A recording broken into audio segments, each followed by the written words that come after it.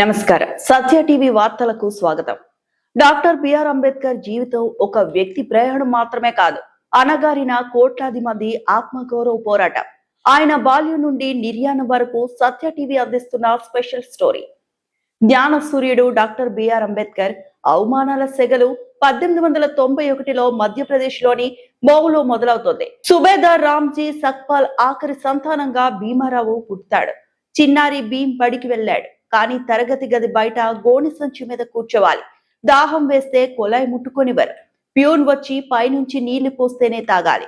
నువ్వు చదువుకోలేవు అని టీచర్ అంటుంటే తండ్రి రామ్జీ భీమ్ చేతులు పట్టుకొని నువ్వు అక్షరాన్ని ఆయుధంగా మార్చుకో అని తండ్రి చెప్పే ధైర్యం అంబేద్కర్ ను మహానుభావునిగా మార్చింది.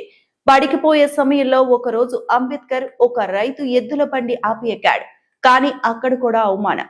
ఎడ్ల బండివాడు వీరు దళితులని తెలిసి బండి దిగి నడవమన్నప్పుడు భీమ్ కళ్ళల్లో కనిపించే నిస్సహాయత, ఆ తర్వాత వచ్చే పట్టుదల ఉన్నత విద్యావంతుల్ని చేసింది. విద్యాదాహం, సముద్రాన్ని దాటిన సంకల్పం. యుక్త వయసులో భీమ్ బొంబాయి ఎల్ఫిన్ స్టోన్ హై స్కూల్లో చదివాడు. కటిక దారిద్రమైన పుస్తకాలే ప్రపంచం. బరోడా మహారాజు షాయాజీరావు గైక్వాడ్ సాయంతో విదేశాలకు వెళ్లడం, కొలంబియా యూనివర్సిటీలో రోజుకు 18 గంటలు చదవడం, లండన్ స్కూల్ ఆఫ్ ఎకనామిక్స్ లో తన మేధస్సుతో ప్రపంచాన్ని ఆశ్చర్యపరచడం. చదువు పులిపాలు లాంటిది, అది తాకినవాడు గర్జించక మానడు. సామాజిక పోరాటం. మహత్ సత్యాగ్రహం. విదేశాల్లో చదువుకొని వచ్చి పెద్ద ఉద్యోగంలో చేరినా అక్కడ కూడా అంటరానితనం ఎదురవుతోంది. ఇక భీమ్ బాబా సాహెబ్ గా మారుతాడు. చౌదా చెరువు దగ్గర బాబా సాహెబ్ నీటిని దోసిట్లోకి తీసుకొని నీరు తాగడం కాదు, మనిషిగా జీవించే హక్కు కోసం ఈ పోరాటమని ఆయన సింహ గర్జన చేశారు. మనస్మృతి దహనం. వివక్షకు మూలమైన గ్రంథాలను దహనం చేసి సమానత్వం కోసం శంఖారావం పూరించడం. రాజ్యాంగ రూపకల్పన. ఆధునిక భారత నిర్మాత. భారతదేశానికి స్వాతంత్రం వచ్చిన తరుణం. దేశానికి దిశానిర్దేశం చేసే బాధ్యత ఆయన భుజ స్కంధాలపై పడుతోంది. అనారోగ్యంతో బాధపడుతున్న, నిద్రలేని రాత్రులు గడుపుతూ ప్రపంచంలోనే అతిపెద్ద రాజ్యాంగాన్ని లిఖించడం. పార్లమెంటులో మహిళల హక్కుల కోసం పోరాడటం.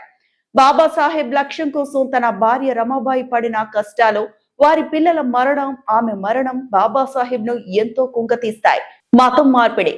బౌద్ధం వైపు ప్రయాణం. చివరి రోజుల్లో హిందూ ధర్మంలో మార్పు రాదని గ్రహించి ఆత్మగౌరవం ఉన్న చోటికి వెళ్లాలని నిర్ణయించుకున్నారు. 1956 నాగపూర్. లక్షలాది మంది అనుయాయులతో కలిసి బౌద్ధ మతాన్ని స్వీకరించడం. నేను హిందువుగా పుట్టాను కానీ హిందువుగా మరణించను అన్న తన ప్రతిజ్ఞను నెరవేర్చుకున్నారు అంబేద్కర్. మహాపరినిర్యాణం 1956 డిసెంబర్ 6.